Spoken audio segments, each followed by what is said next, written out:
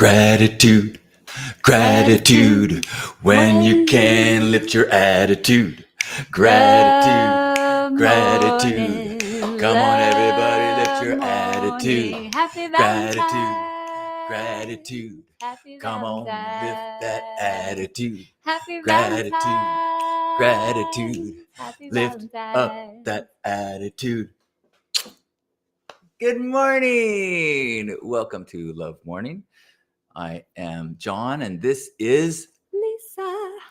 And our celebrity name is G. Never mind. Good morning, Gerbot. And what a beautiful day it is today in San Diego, where we are. And I have been so excited about today. Me too. I feel like it's Valentine's Day every day, and even more special today. I feel like Valentine's Day is one of those days like New Year's Eve or prom where there's a lot of pressure to do something. Even Christmas, like yay, gifts, but if you get a gift normal any time of the year, it's special. And if you get flowers any time of the year, special. Flowers, Valentine's Day, not so much. Even though I'm super grateful for the flowers you got me. I did not handle that well. You're forgiven. There's beautiful flowers behind me, tulips that Lisa got me for Valentine's Day. Actually got me before Valentine's Day, so they were special. Yes. Good morning, Suzanne. Hello to you. So I was going to start with just my, instead of giving you my Valentine's cards, and then have a conversation about us. You okay with that? Sure. All right. So here, first is your card. Aww. I haven't seen this. This is not pre-planned. Oh, and he drew it. This is original Halcyon art.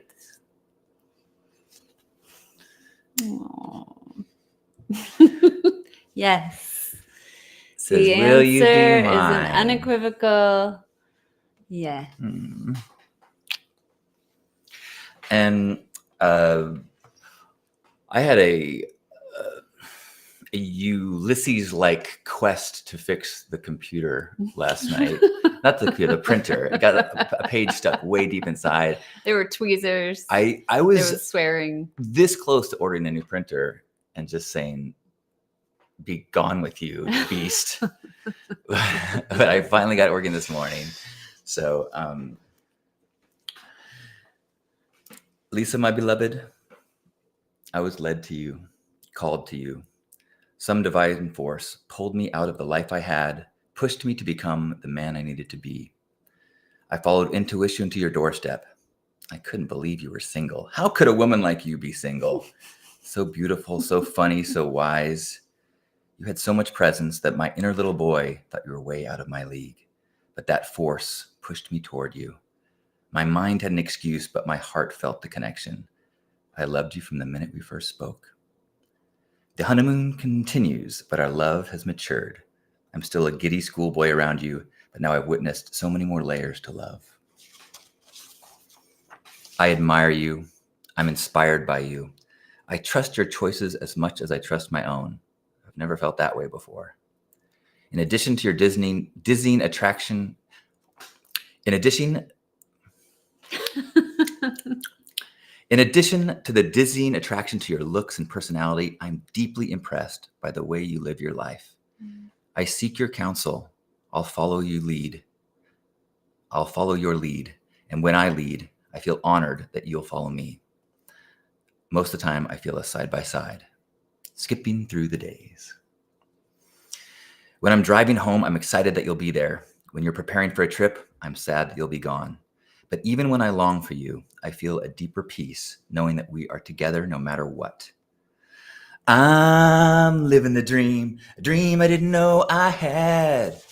I'm so in love with our life. I'm happy even when I'm sad. You are my person. You are the reason I think about the future. I love building a life with you. I love our life right now. and I know that I'll love whatever comes next because we'll be together. You nourish my body and spirit. You soothe me when I'm stressed. Our days are always punctuated by laughter and often tears. You are my best audience and shoulder to cry on. You make a meaningful difference in the world. It is a privilege to support you, counsel you, and carry your guitar case.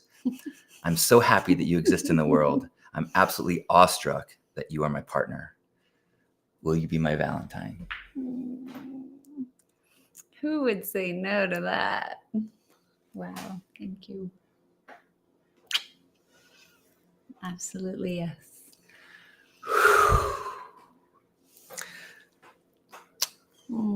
We're so lucky. She said yes. She said yes. Good morning, Sandy and Jobin. Good morning, Joyous and Pierre and Kiri. How awesome. Suzanne's saying that her husband gets carnations once a month because they are her favorites. Well, I'm conscious right now of people for whom this day might not be so great. let's talk about that. Yeah, I've been there, like the Valentines after a breakup, or when a relationship is in hardship, or when longing for a partner, or grieving a loved one. Yeah, just a shout out and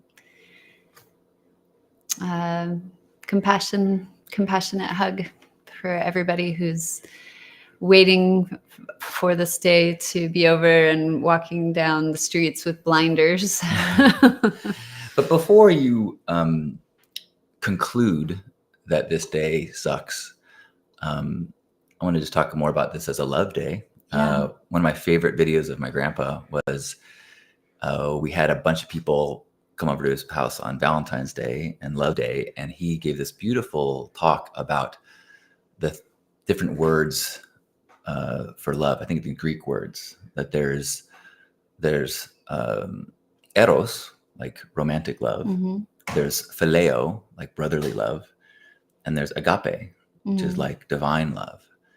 And I really think that this is a beautiful day to celebrate what you have in your life, and whether they're your connections to your special people or your connection to your spiritual path and your God, your higher self, and that the potential for eros, even if it's not there. Mm-hmm. I mean, this year is definitely one where I'm banging the drum of eros. And it's one of those things where it's such a treat that I can't help but celebrate it every day. So then since there's a day for it, I'm going to scream it loud. And I think that my experience has been that while I know it can be painful to see love flaunted in front when you're hurting, I've heard from a lot of people they find it to be beautiful and inspiring, even if they're longing and feeling. It's like, okay, people do find their person, and we are not college kids anymore. Yeah. There's a lot of decades that have gone through our lives without this celebration of Valentine's Day. Mm-hmm. So I think it's hopeful. Yeah. He's so articulate, right? I admire my Valentine in the way that he can take complex ideas and so easily turn them into potent sentences. It's a skill that I feel like I'm learning with you. Oh my gosh. That's kind of you to say. I've witnessed you string together words so beautifully. And so it's one of the things, I think that that's one of the beautiful ways that we have respect and offer one another is our communication is, it's like having an incredible dance partner. Like, ooh, all right, look at us. I'm pretty rad together, but when we are, it's good. Yeah. Chris is grateful for the love I have for myself. Nice. Yes. Amen. That's what a great one. And I think that, our paths could not have come together without huge, deep chapters with ourselves. Absolutely. I think I know it was absolutely crucial for this to be possible, to have opportunities to work out a lot of the obstacles that I've had to receiving love. Chris is grateful to be able to share a Valentine's wish with his Valentine, even though she's in Helsinki. Wow. Yay! What a world, right? Technology. Good morning, Juan, and happy Valentine's Day, Maria. Juan sure loves you. Oops. Suzanne, on the various years I felt the lack of love on this day, I discovered that if I put love out there, all the kinds of non-romantic love, that I felt so much more love in return. The giving seems to always end up with the giver receiving in return. That's the core of your dharma. And it's, yeah, I think that is that came up in our podcast yesterday. We talked about integration. So check out the new Stay Sparked. I think it's really good. But, I was sharing all the things that I do as a practice of my integration. And my co-host's comment was like, you spend all that energy putting love out there. And without the intention of receiving it, you are loved. It's like, that's how it works. And I think we've been talking different ways in whether it's love or anything that people very tune into give versus get energy. And so when you are giving with the intention of getting, that is often it's perceptible. It's really perceptible energy, and it's subtle. It can just slip in there before you realize it. Or it's like asking from need instead of asking from a desire for connection. People can really feel that. And I'm curious to keep exploring that. I'm curious what you guys all out there have experienced in that way. It's with everything. If you're dating from a place of desperation and hunger, no one wants that. No, there's and it's like and like celebrities who have everything, everybody gives stuff to them. Totally. If you're rich, people want to give things to you. Yeah. Oh, I love this. Gerbot says, I'm grateful for all my past relationships and the love that I've shared with them all. Can we just give it up for all of our exes? Thank you. Thank you for the love and the teachings and the maturing and the growing. Yeah, I remember very early in our relationship, I said thank you to all your exes who made you the man that you are. That hit me deeply. It's so frequent and often that jealousy can be a part of relationships, or hearing about an ex-partner can bring things up, and to hear you to give gratitude for the important women in my life. Thank goodness. I was like, whoa, that is a mature and beautiful, of course. And yeah, but it's definitely a human thing to fall into, which is how I knew that you were not human. I was going to wait to unveil my AI technology till a future day. You know what? Give me the blue pill or whatever. Don't tell me. I'm good with this. Whatever this is, more of this. Matrix programmers, please loop this one. Just loop it. Good morning, Gabby. Hello to you in Reno. Gabby is grateful for best friends. Lovely. Pierre is grateful that Curie and Pierre are heading to a Valentine's dinner. Enjoy. Curie coming all the way from Texas to Amsterdam. That is awesome. Hello, Cherish. Happy Valentine's Day. And thank you. We had talked about a topic. I don't know. Well, We talk about a lot of topics. Most of them are not appropriate to share. But we had talked about how one of the ways we have shown up for each other or been spiritually delivered to each other as teachers. That we come from different sides of a spectrum. And at the moment that we met, it was kind of the moment where we met in the middle. And now I feel like the easy love that is here for us is drawing us in a healthy way toward the other and what they have cultivated in order for each of us to have more wholeness. And for you, it's been a life of pleasure seeking. You readily tell people you're a recovering hedonist. Or the words you said last night, I think, which I'd never heard you say before, is I would, what did you, about the present and the future? Like I would rob the future for the present any day of the week, is what you said. I would rob the future for the present any day of the week. And there's obviously a gift and a shadow to that, like all things, like all choices. And I was on the other side of the spectrum, which was I've just got to strive to be better so that in the future I can have what I want. I've got to strive now to be better so I can have what I want in the future and really cultivate discipline and cultivate, a lot of health to it and a lot of avoidance to it, a lot of refusal to receive my birthright of pleasure in the moment and presence in the moment.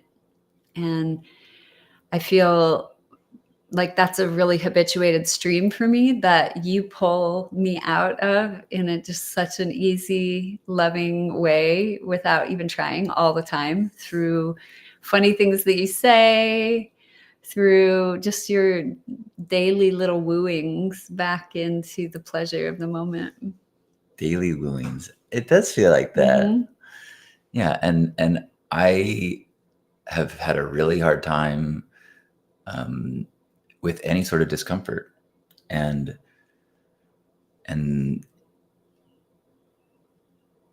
my addiction was a part of that was fleeing from anything that was uncomfortable.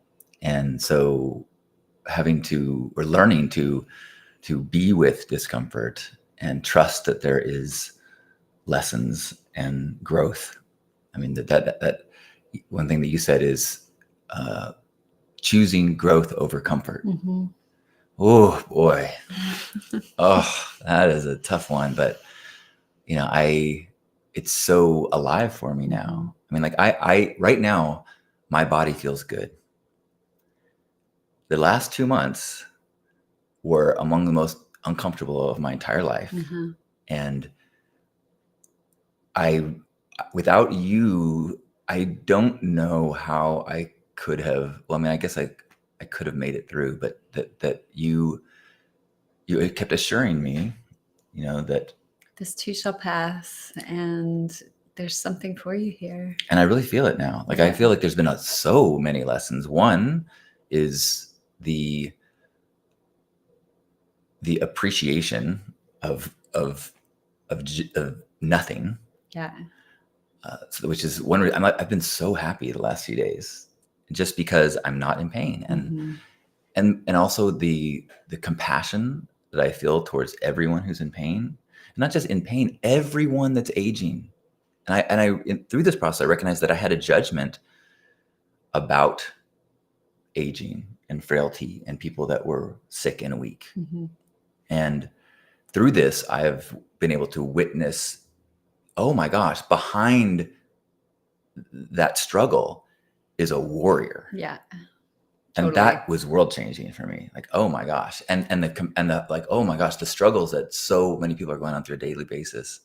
Quietly and with no fanfare. Yeah. Yeah. And then I feel like as I've been healing, I feel like my body awareness has shifted. That I used to be very mental, the last year has been more about trying to focus on what you're feeling, focus on your feelings.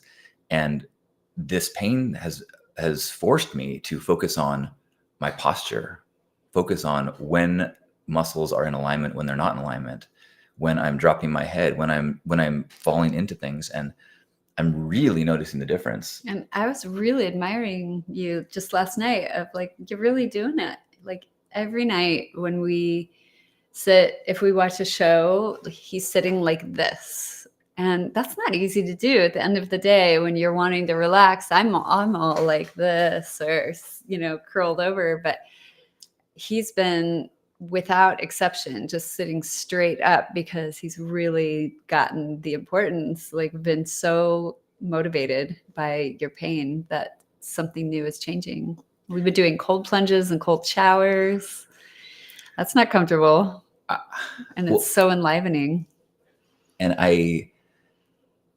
theoretically, I could have decided that I was going to have good posture and take care of my body so that I could age without pain, but that's not real. There's no way I would actually have. I mean, I've had physical therapy assigned to me many times in the past, and as soon as I felt better, I'd stop even ever doing exercises. But now I'm like, I got the message. I got the assignment. I will stick to this assignment in forever because I do not want the teacher to come back into the room and be like, okay, you got to take this course again. No, thank you. I learned it. Got it. I mean, of course there will be more pain. There will be more illness, but this is a big one. And I knew it. Like every time there's so often that I'm just, I was aware like, oh gosh, this is going to bite me in the ass someday. This isn't good. I know this is going to be a problem. And it took the suffering to spank me, just like it took suffering to spank me to make the changes so I could meet you. Maybe what I could learn from these 2 spankings is to get ahead of the spankings, which actually is another of the lessons that came out with Alexis, is that it is very difficult to keep seeking and doing the work once you feel good. It is. Like pain is essentially helpful motivator. But my prayer lately has been, can I notice when it's subtle? Can I notice when it's just starting before it's a big thing and taking over my entire world? Can I start noticing at more and more nuanced levels when I'm just a little bit off, and then adjust from there? And really, because I can actually feel a little discomfort. Like I can get in the cold shower and my body braces. I just did it like 15 minutes ago, and my mind goes, when will this be over? Mm-hmm. And then another part of me goes, what would happen if you relaxed here, Lisa? And I just take it in and practice staying. And to me, that's the muscle that we can practice with little discomforts. But when we're in a pinched nerve level pain, or when we're in a huge grief or massive injury, we can't do that. We can't just go into the pain and relax. But I think we can grow our capacity for being with intensity by being with the little things. And I think that, whether it's stretching or therapy or whatever, just making it, or yoga or meditation, is keeping the practices even when everything's awesome. Yeah. And not thinking them as the healing that you need when you're broken, but as the maintenance of healthy living. And intellectually I know that, but it took a spanking to really go. Yeah. And I mean, I even with with the pain, I got some identity stuff really shattered, and I realized that, this was the work I was doing right before I met you. Yeah. And then I just got so happy. I was like, cool. I'm good now. I'm done with personal growth. Whee! I made it. I threw the I Ching last night with a friend. And I should have known the I Ching is great at giving spankings. And I started my check-in with my friend with, I'm really good. Like, I'm not sure I have any questions. I don't think I've ever gone into a reading like this. I'm really feeling consistently and pretty expanded and centered and happy right now and on purpose. And then of course what I draw is essentially like, don't get complacent. That's the moment when you very subtly let the ego creep back in and take over, and then create another round of chaos or pain. And it was also a good reminder of like, just because you're good now doesn't mean that more bouts of challenges aren't coming. And John was like, when I told him that, he was like, oh, I think like I could see you were like, throw that out. You don't have to listen to that. But I think I take a stand that there's a healthy aspect to that of not like putting my fingers in my ears and going la la la la la la la, because when I'm in that expanded state, I forget the level of humility and compassion that I had after my last round of suffering. Mm. And I don't want to forget that. Like, that was the biggest gift of my deepest times of suffering is those two things: humility, like really getting broken down into a recognition, like I can't do it myself. I don't have it all together. I need help. I need guidance. I need connection and compassion, like you were just sharing, for every other being that suffers. Like, it's a profound heart connector, and very easy once I'm feeling good to have these like subtle superiorities kind of come back in that feel like I've got it figured out. And I know the second that I really feel that way, I'm going to just get slapped again. I agree that is a healthy thing, but I also think it needs to be delicately embraced, because I think often we fall into a like slipping out of and being able to enjoy what is good, because you're like, oh wait, I forgot, things are going to get bad, like the shoe's going to drop. Totally. Like I gotta start worrying about what's going to go wrong. Like, oh no, you don't want to lose the joy. It's not helpful to be vigilant. I'm with you there. Yeah. Well, let's see. Looks like Gerbot says some of our best growth comes from working through adversity. I have this beautiful video of my grandpa in his hospital bed, quoting Dostoevsky, saying, "Suffering is the only way to growth," or something like that. I'm messing it up, but it's like he's all. It's like, yeah, all right. I don't think it's the only way. I don't think it's the only way, and I don't want to call it in as the only way. Yeah. But there is, like I said, comfort or growth. Those are often our choices. Anybody else want to send any more or share any more gratitudes or send any more love messages? I'll just share some more gratitudes. I am grateful for my family. I saw my folks this week, and that was just really beautiful. So grateful that I get to still spend time with my parents. My mom and dad are just getting more and more wonderful. And my brother and sister-in-law and my nephews and Asher and Amy. I'm just feel so grateful for the people in my life. And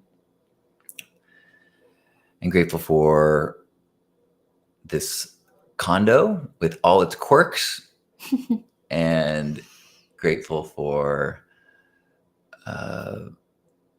this body and its resilience, this relentless heart, and all the other pieces that seem to just work and work and work, even though I just shovel in M&Ms and almonds, for years. But really the overwhelming gratitude of my life lately has been you, Lisa. And this, I feel like I'm in my second life. Like I had one life that was awesome and incredible, and I pushed all sorts of limits and edges and achieved a bunch of stuff. Jumping naked. That's true. I mean, I really tried to do anything possible, but during that chapter I said, but my choice is I'm going to do the crazy stuff and not have the mundane stuff, like family, house, and dog. And this chapter is about, or this, I think it's a book, it's a new book, is about deeper pleasures, deeper contentment. And I'm just, it's like, I know I can't eat ice cream every day, but I can kiss you every day.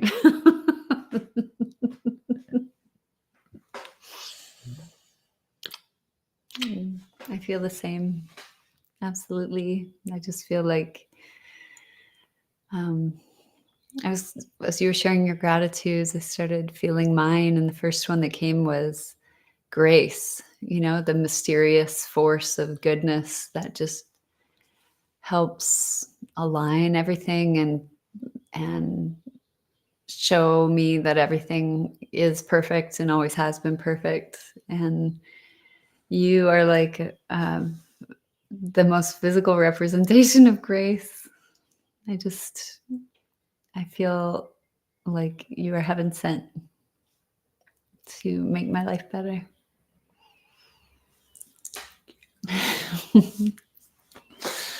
Juan is grateful for his wonderful family.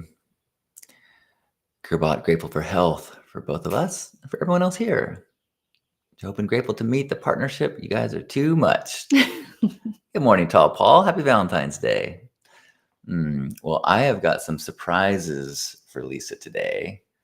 I told people here yesterday. Love good surprises. But I'll tell you all about it tomorrow, unless we can't get back through the border. I've been dropping fake hints all over the place. But I hope that you're able to celebrate love, whether that is self-love, love for your friends, love for your family, or romantic love, phileo, eros, agape. And part of that agape is, for me, is connected to what you're just saying of just trusting that it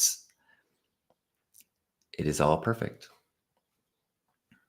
And we never have the vantage point to fully judge or understand. And so when we think things should be different, we have lost our faith. We have forgotten that we are a teeny tiny perspective in a grand symphony, and need to surrender. And that there will always be challenges and there will always be unfulfilled desire. Like, even if my latest unfulfilled desire is met, then something else will be missing. And for me, it's like it's a practice of, can I feel the perfection of it, not in spite of those things, but with those things, because they will always be true. Yeah. They will always be true. I don't have everything that I want, and thank goodness, because that's actually like the force of desire that moves through me is life-giving. It's like, it's a creative force that propels me into the new again and again and again. I'm so excited to have somebody to walk through that with. Me too. Well, with that, wherever you are, let's give yourself a hug. Hug the body you're in or the body you're with. And as you feel the warmth, imagine that we're hugging one another, feeling all the gratitude, feeling the love of self and your friends and the people who've been in this room at any point, all coming together for that acknowledgement of our connection, knowing we're doing the best we can, knowing that everyone's doing the best they can. So let's forgive a little bit of others and ourselves. Sink into that shared human experience as we take a deep breath in and squeeze.